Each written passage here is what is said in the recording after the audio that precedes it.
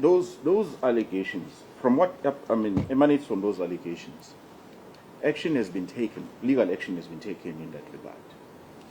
Would it be then fair to continue to propagate those allegations where there is a pending legal action pending at this moment? I'm indebted to your Lordship for asking me that question. Yes. Because one of the allegations made by the applicant, right, is that his dignity has been affected. Now, if one looks at the particulars of claim drafted by him, where he says, O'Sullivan says I'm a criminal, a murderer, etc., etc., etc. He says the statements were made with the intention to defame the plaintiff and to injure his reputation. Obviously, Mr. O'Sullivan, on his own version, did not affect his dignity. Sorry, I didn't get that part. Perhaps maybe if you make it clearer for the... Are you Paragraph, saying... paragraph 5 in the POC, your Lordship asked me a question Yeah. about he's gone on with the, because he's brought a suit against Yes, O'Sullivan. of course, yeah. We, of course, say, well, he's entitled to do the same to us. I mean, he can issue a summons against my client. And that's why my client says, I'm a wealthy man, right? You have got an alternative remedy, you can come and sue me. Well, does it bar him from coming to this court to protect his right, yeah? Where it does, my Lord. First of all, he does amend to his dignity being infringed by O'Sullivan's statements. In his particulars of claim, he says, I'm defamed and my reputation's injured.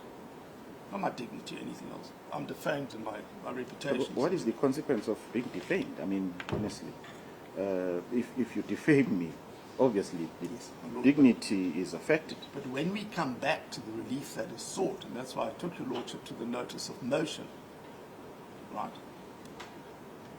The applicant has not made any attempts, right, to remove these statements made by O'Sullivan or anybody else. He's issued a summons against them, which we would submit is the right course of action if he believes that he has been wronged, as he's perfectly entitled to do against my client. He has made no attempts to remove it, because if your Lordship looks at, and I'll take you to the further grounds of urgency, he says, well, the continued existence of these, in fact, let me take you to it. And you'll find it at paragraph 79 of the founding affidavit.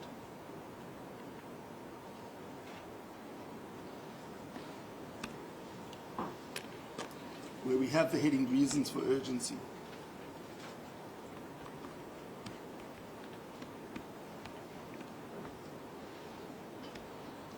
Now, in the particulars of claim, he says, O'Sullivan says, I'm a murderer, I'm a thief, I'm etc., etc., etc., I'm a crook. This is what he says with regards to the urgency against my client, paragraph 79. The defamatory publications continue to circulate on social media and digital platforms and remain accessible to members of the public. So do O'Sullivan's. So do the other podcasts that he referred to when giving evidence at the Matlanga Commission. They remain there. So even if you take down my clients, the other's still there, where they say he's a crook, a murderer, etc., etc., etc.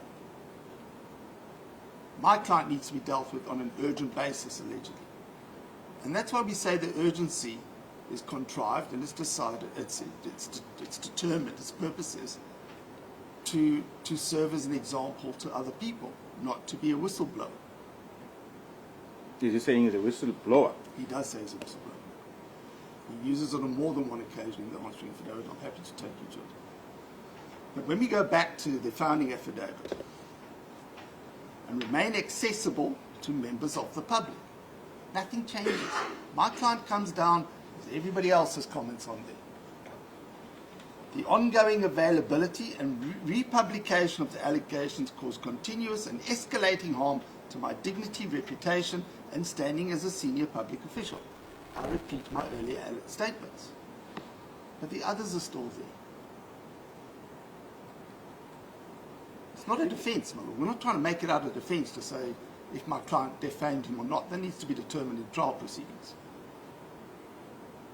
because already there is there seems to be just reliance on the fact that my client made those statements. My client does not name, Sorry, it does not?